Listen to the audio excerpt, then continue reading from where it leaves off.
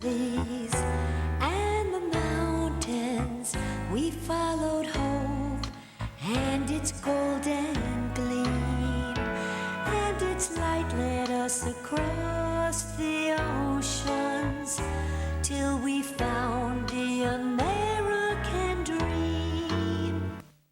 Thanks for tuning in. My name is Ingrid Lemme, and this is my show, American Dream. A show about people, their hopes, their dreams, their family heritage, and their amazing realities. My guest today, the first man I ever had on my show 14 years ago, Steve Haweeli. Please help me welcome Steve. Thanks for being on my show. I am so glad to be here. It is an honor. It was an honor to be on the first show, and it's an honor to be here today. Thank you, Ingrid. You're welcome, Steve. I am delighted. I got to tell you guys out there, we have one of those miracle stories today for you. Steve is the president of Hampton, and that's how we all know him. We know him as the man, and of course his team who gets the message out. But that's not, Steve, what you're here for today. Right. We're talking about one of the most amazing stories I've heard in a very long time. Steve Haweeli found his calling.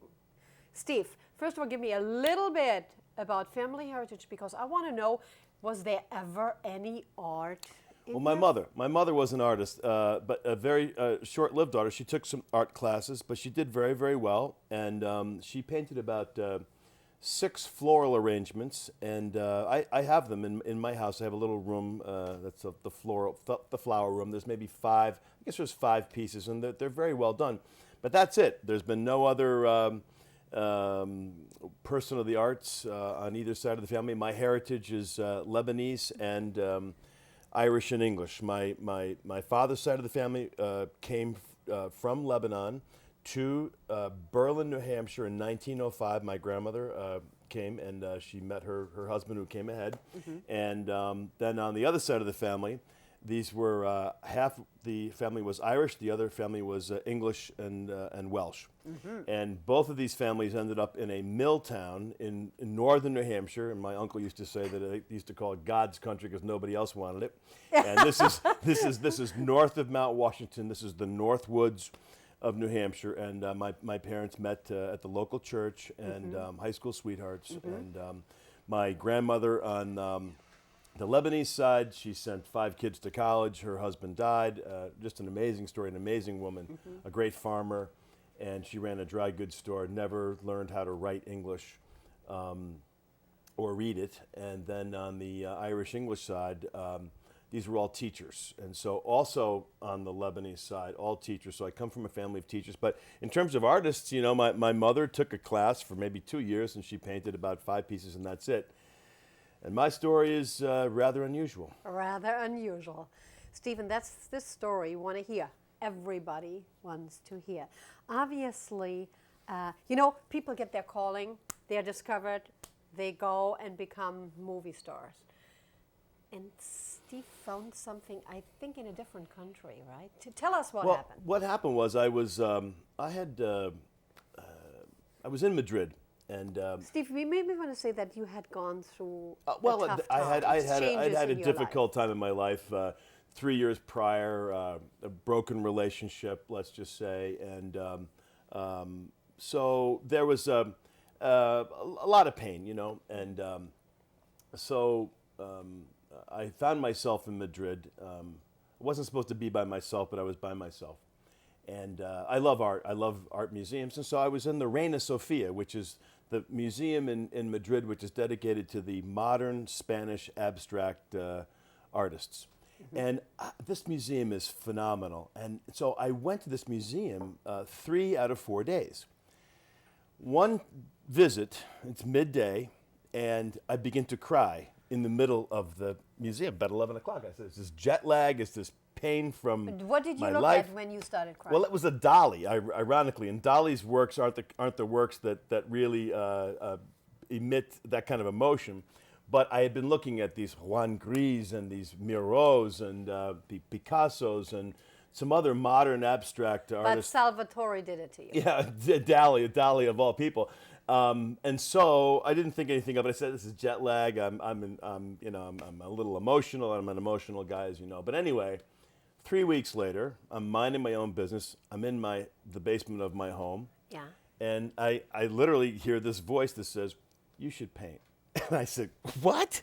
I go, "You're kidding me, right?" I go, "I'm not allowed to paint." The voice says, "Well, you could paint and not tell anybody." I have goosebumps. Yeah. You guys too? Yes. Right? So I said, "Well, fair enough. I could paint and not tell anybody, but I'm not going to buy art supplies around here because everybody will make fun of me." And the voice says, "Well, you are going up to Port Jefferson tomorrow, and you're going to go by that Michael's art supply place. You could go in there, and you could buy art supplies, and you could come back here and paint." I go, "Fair enough." Steve, okay. swear it's the truth. It's God's truth. So I go to Michael's. I have it like $100, and I'm on a tight schedule, so I build in an extra hour. I go to Michael's. I have no idea what to buy. I don't know oils from acrylics. I don't know watercolors. I don't know anything. I don't know brushes from, sticks. And there's nobody's there to help me. I'm literally wandering around in these aisles, just sort of thinking about the possibilities. I buy $100 worth of stuff. Two canvases. But you don't know what I you're have buying. no idea. Okay. So 2 days later, it's Saturday morning. I actually went back on the calendar. I think it's Saturday morning, December 15th, 2007. Yeah. I get this canvas up. My son was with me.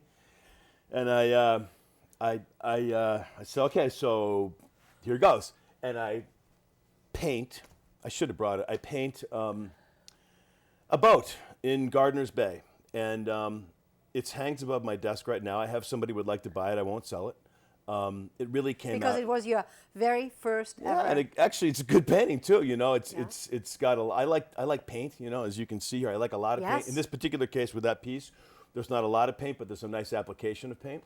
And so I said to myself, I go, "Man, this feels good," And obviously, I had something I needed to express, and so I began to just paint furiously. And again, with no training, I went online. I also spoke to a mutual friend of ours, Alex Echo, Yeah. who was very, very generous. He was over in London, and so I would email him and talk to him, and he would just give me some very general advice, which was proved to be very, very valuable. For instance, his advice was always take it deeper, think about layers, and What does it mean? Take it deeper. well, in other words, I would create a piece, and I would think that it would be done.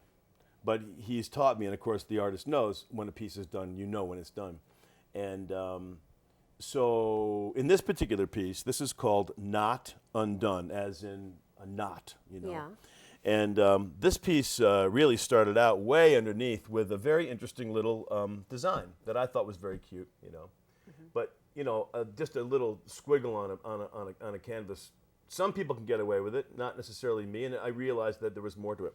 So I began to then apply some browns, and actually I was very upset with what happened, and I didn't like what I ruined my cute little design, and I got very, very messed up about this piece, to be quite honest with you, and I let it sit. I put it off to the side for about, honestly, 2 months, Because you didn't like what the hell you had It was to a start. mess. I wasn't happy with it, and then it occurred to me what I would do with this. I would go have some fun, and I began to apply these crosses, which have meaning to me, but they're also fun to do.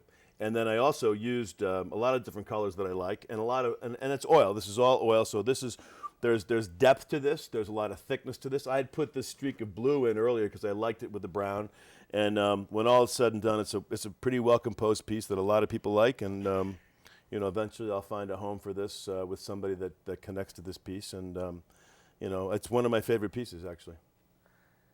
Steve, the story is getting better. We have to take a break. Be right back.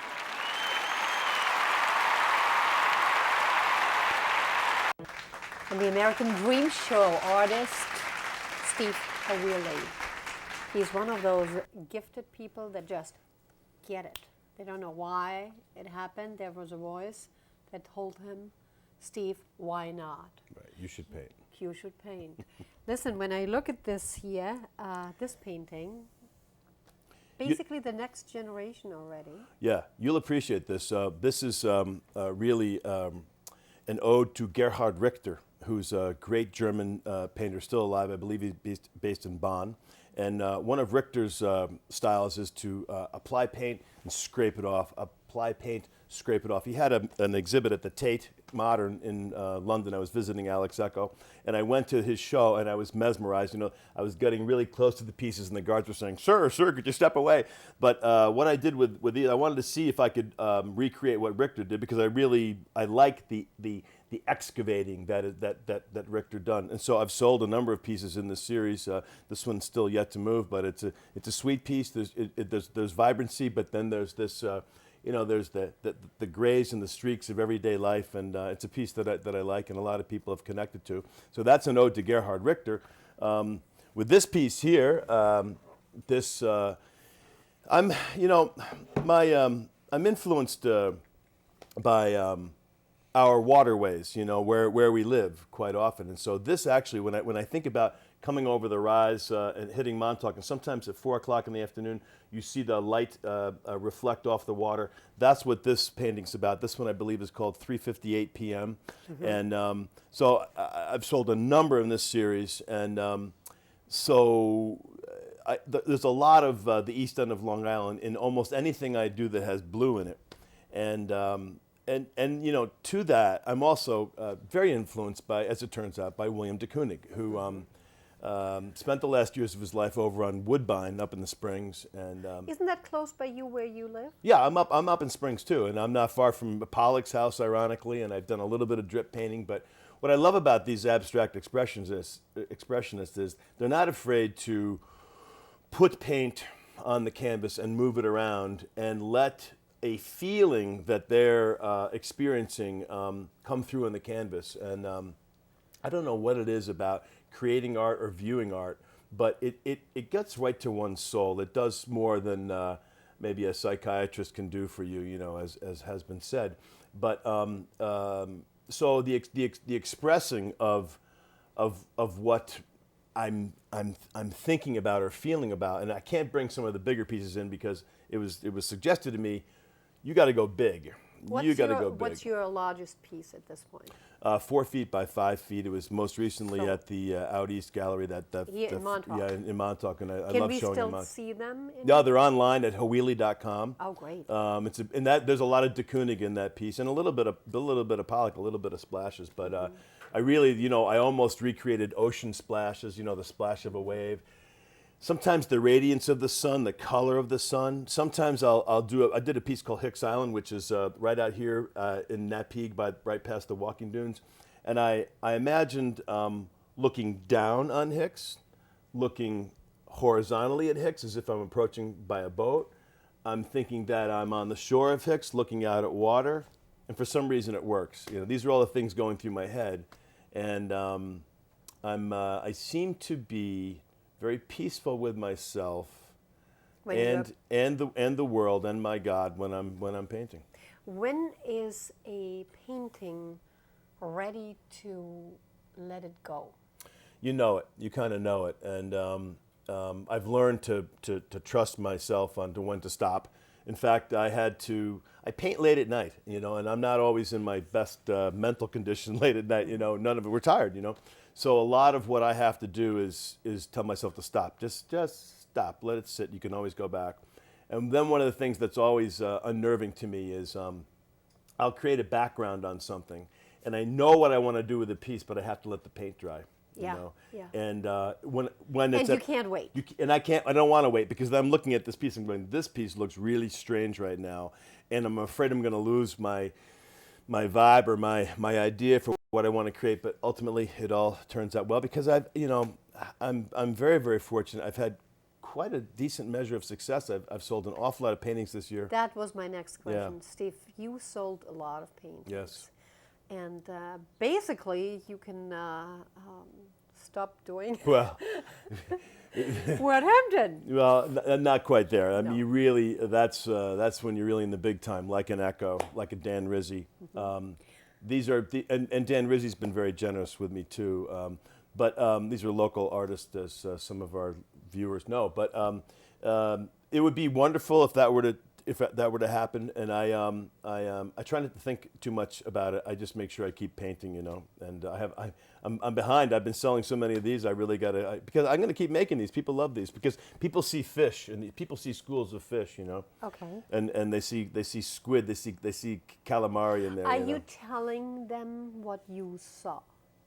Well, I think that it's so funny with art. It's very, very subjective, and so I tell people what it is sometimes by the title, and then it's very, very important that you just connect with a piece of art, whatever it means to you, you know, because that might mean why you buy it, because you have to, whatever it does to you, it allows you to exhale. At least for me, you know, and it doesn't make any difference to me.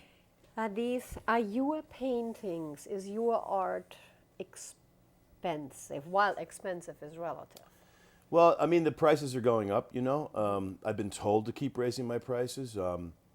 And I think that relatively speaking, they are not, because I check my prices against others. So I think that I'm probably right where I should be. And the larger pieces, I mean, I sold a large piece for, a good chunk of money. And I'm when I tell people that, they go, wow, and they say, you must be real, you know, and that's a real price for a real painting, and it's a painting that's sitting in the Upper West Side of. Well, let's face it, this is real. Yeah. So it's, that's the other thing. You come to get confidence in your work, and you say, you know what, I'm not going to sell that piece for less than $5,000. Yes. That's it. If you want to buy it, it's $5,000, because that's the price that I believe the market bears. But also for me, I'm not going to let go of it. And then there's certain paintings I won't sell, you know. Steve, your first show ever, what was it like to have your first exhibition?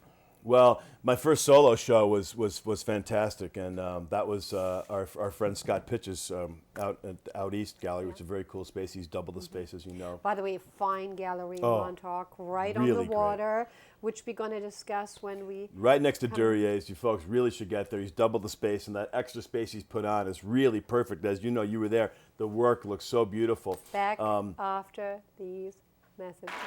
Back on the American Dream Show at Gurney's Inn in Montauk, Steve Haweeli. For everybody who wasn't with us from the get-go, Steve Haweeli was my first guest ever about 550 shows ago. He gave me my kickstart. Has anybody done a show on you? Not yet. Okay, I'm going to be the guy that does it, because you have an American dream. If anybody, and your dream is still unfolding. It's still unfolding. I want to do that. Yes. Okay. As a matter of fact, I love that you found something what is able to help you with the pain you were in. You were in pain, you got your call, and you found art. I'm still looking for something to help me with the pain I am in over the loss of my husband. So you will find it. I will find it. You will find it. It will given to me. It will be given to Yes. me, Steve, just the way you got it. By the way, it's a weird thing right now to go into this subject, but I have to. Gravedigger, please. Dance Papers had an article, very interesting article, about Steve Haweeli finding his call, or receiving his call, if I may say. But why Gravedigger? Please. Well, I've had many incarnations. Before I even started Word Hampton, you know, I have a very interesting life. I once danced the can-can on the stage of the Folies Bergère. You know, that's another story. Yeah. That's when I was young. Yeah. And a lot of people don't know, but I was the gravedigger for my church when I was a young guy. I was 19, 20, and they needed somebody to cut the lawns. It was a very, very old cemetery. And one of our old parishioners died, and they said we need a gravedigger. They couldn't get a backhoe in there. And so I became the de facto gravedigger. I've buried 7 people. And I'll just say this. I've buried one of the burials went a little awry, and there's somebody in a cemetery who's buried upside down. But that's a story that we'll tell privately. Okay. That did happen. Okay. And so yes, I've and that's quite an interesting experience to actually bury. You're the last one, you know. I mean, the services have been said. It's getting dark in the cemetery, and you're the person there. And I would, even as a young knucklehead, you know, 22 years old, I would just say, okay, well, see ya, you know, or have a good life or whatever it would be. So that was quite an interesting experience to be a gravedigger. Thank you for sharing that. Yeah. But back to your first ever show. It must be an enormous apprehension. Well, I think it's not so much the show, it's when you sell your first piece of art. So when you sell your first piece of art, all of a sudden, because as we all know, hundreds of artists that have never sold a piece, you know, and it's really hard, you know, and so it's when you sell your first piece, and then because your mind tells you, you know, it was lucky, you know, or they don't really know what they're talking about. And so then when you sell your second piece, you know, my second piece was bought by a gallery owner, and that really was a boost to me, and because I also trusted what I was doing. I trusted the composition that I was putting together. Because I paint art for myself. You know, I don't paint it for somebody else. I paint it for me. And so I think those were the two things. My first sale, and then when the gallery owner bought it. And by the way, I have to say, Karen Mannix, who was the woman that curated the gallery, she wasn't the gallery owner that bought the piece. She has been instrumental because she really discovered me. I was doing group shows over at Ashwag Hall. And so Karen was the one that said, I'm going to put together an artist cooperative, and I'd like to show your work along with another dozen artists. And I said, really? I said, You what? couldn't believe it. And I was one of the top-selling artists, as it turns out, along with Athos Zacharias and Evan Zadi. And these are established mid-career artists. You know, Amazing. Athos was one of de Kooning's assistants. He's a very cool guy. Oh, yeah. And so, Let me ask you something about de Kooning. Lisa, his daughter, who lives still in Springs. Has she actually seen She your hasn't seen my not stuff yet? No, not yet. And one day maybe, you know, because there's my larger pieces. I think there's a little bit of de Kooning in there. I think there's a little bit of Franz Klein in there. I think there's some Gerhard Richter over there, and so there's a little bit of there's two fantastic women abstract expressionists, Joan Mitchell and Grace Hardigan, and Grace Hardigan did a piece called Shinnecock Canal. It is a dynamic, vibrant, intense piece that when I see it, I saw it at MoMA, I would just stare at this thing. So you are attracted to other artists' visions.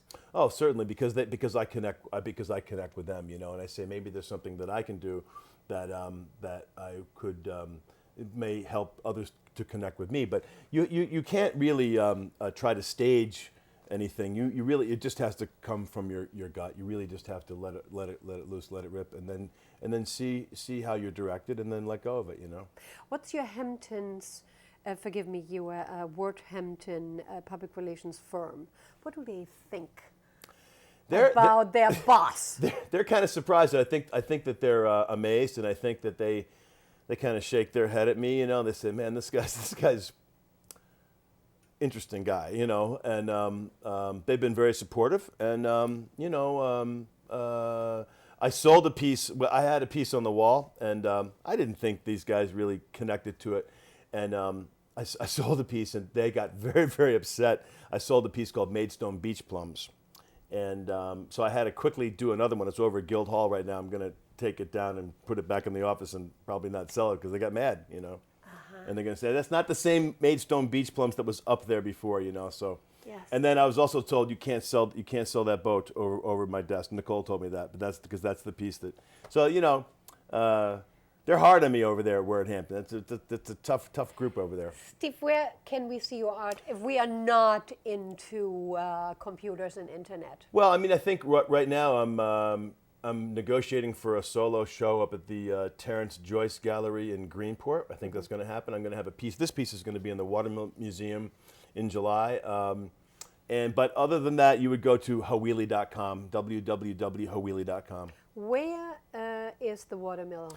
As you're heading west, and you just pass through Watermill, there's a little road that shoots out, and there's a little brown and white sign that says Watermill Museum. There's going to be a show that promotes their membership, and I'm going to submit this piece. So that should be interesting, and it's always fun to show. And then I brought some artwork up to my former college, and a lot of my classmates, they said, "You amaze me," you know. So it's fun, you know. I like life. I like to live life, you know. Listen, I have one more question. You were mentioning earlier the term digging in regards to this painting. Digging. No, hold on. That's not true. That was this painting. Yeah, the excavation. Yes. Yeah. Can you just go into explain for a moment why you use the term digging?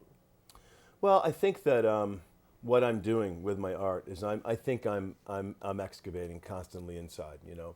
I'm getting things out of me, and its expressions is not necessarily pain. Sometimes it's joy. You know, there's a lot of joy because I love the water, for instance. You know, so I'm digging things out of my insides, my soul. So each one of these pieces is your soul. Oh yeah, very all these.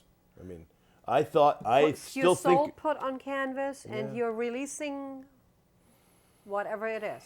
humanness. Humanness. Yes. You know, I know exactly what I was thinking when I was painting this piece, and I can see the water right now, you know. Well, on this note, we have to say goodbye. Steve Haweeli, thank you for being one more time on the Dream Show. I love you, Ingrid. Thank you for having me.